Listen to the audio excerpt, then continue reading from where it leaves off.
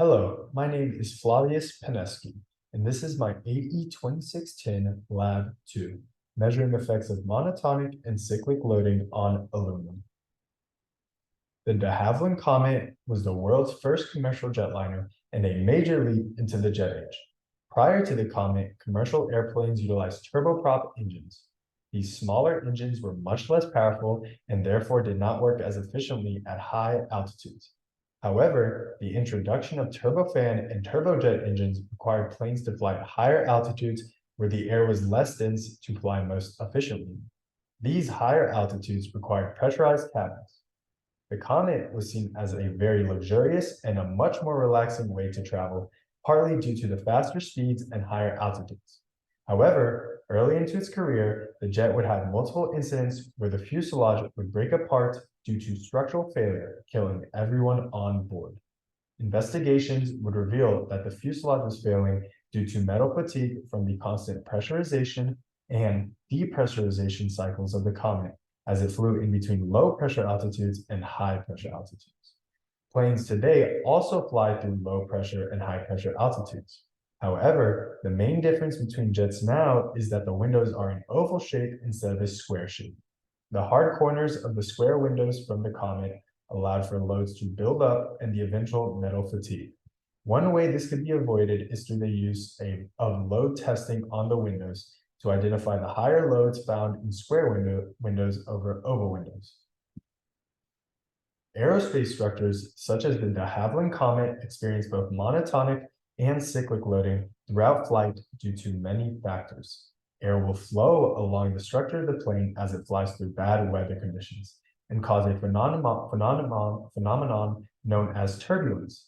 This turbulence will cause both compressive and tensile loads onto the fuselage of the plane. The pressure outside of the plane will constantly change as the plane changes altitude. Although this does not seem like much, when the pressure changes, the fuselage must react by keeping the inside pressurized. However, these small pressure changes will cause the shape of fuselage to constantly deform, and in turn will lead to metal fatigue. Aerodynamic forces such as lift and drag will have a constant load on the wings and fuselage of the plane throughout its flight. The purpose of structural aerospace engineers is to evaluate how these tensile loads affect the aerospace structures and how the structures must be strengthened to handle these loads.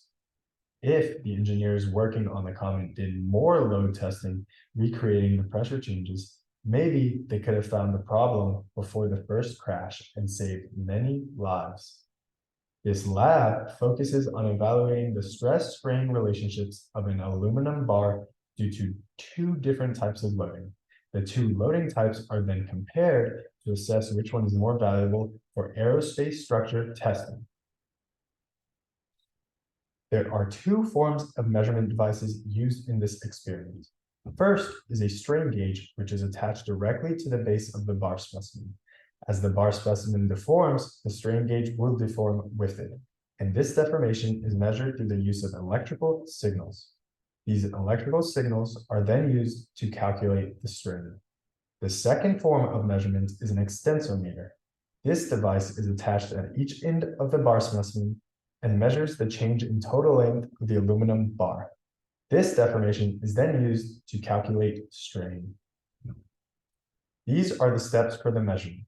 The first step is to sand down the bar specimen and clean it in order to successfully attach the strain gauge onto the bar specimen.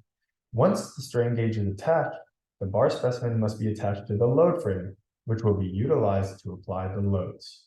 The extensometer is then attached at each end of the bar specimen. Finally, the specific type of loading is applied onto the bar specimen until the bar specimen reaches failure. In this case, failure is reached when the bar specimen breaks due to deformation. Two bar specimens are utilized in order to run these steps for both monotonic and cyclic loading. The first type of loading we will encounter is monotonic loading. A monotonic load is known as a static load that will increase continuously until the object breaks. This can be seen in the graph as the stress increases at a continuous rate without any cycles. An example of a monotonic load in aerospace is the constant lift force acted on the wings during steady level flight. The figure shows a stress-strain curve of the bar specimen due to monotonic loading. There are two things to note about this figure.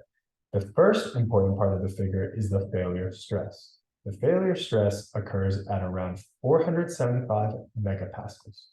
The second important part of the figure is the failure strain, which occurs at around 160,000 microstrains. These failure stresses and strains can be compared to that of the cyclic loading to identify the differences between the two.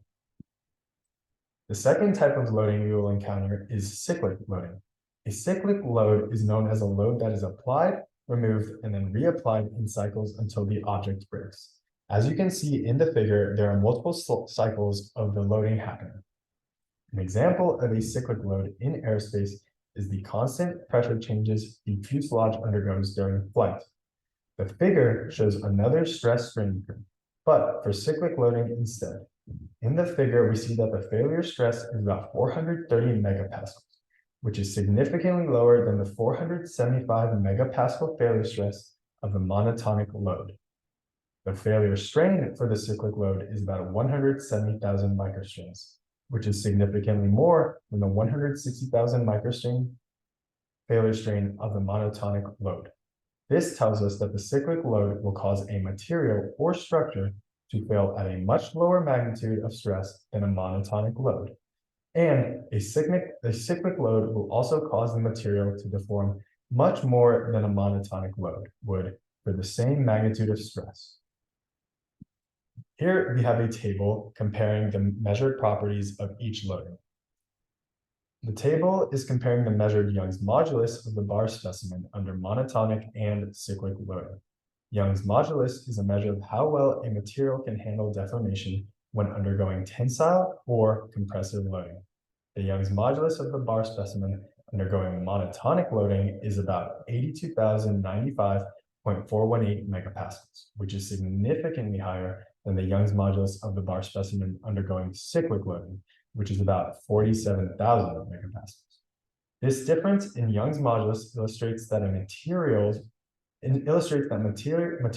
that are similar to aluminum are much more likely to fail due to cyclic loading than monotonic loading.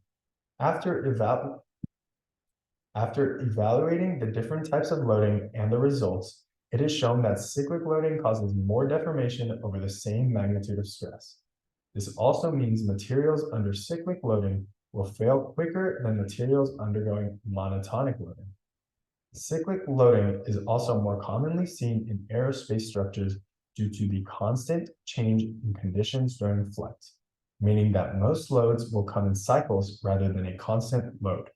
Therefore, when aerospace engineers carry out load testing on specific structures, they should prioritize cyclic loads over monotonic loads. This will allow aerospace engineers to recreate more realistic in-flight conditions. It will also allow aerospace engineers to test structures closer to their failure points. Ultimately, a major factor of the flawed de Havilland comet was the failure to conduct load testing that would account for the constant pressure changes experienced by the fuselage. These pressure changes during flight would most likely come in cycles as the comet would climb or descend. Therefore, a simple way to recreate the load coming from the pressure changes would be a cyclic load test, similar to the one in this lab. The comet accidents were just one example of many structural failures that have occurred in the history of aerospace. It is important that aerospace engineers perform load testing on aerospace structures in order to ensure safe and successful flight of said structures. It is also important that engineers evaluate the different types of loads the aerospace structures encounter and test based on the loads that are most commonly seen in flight. Thank you.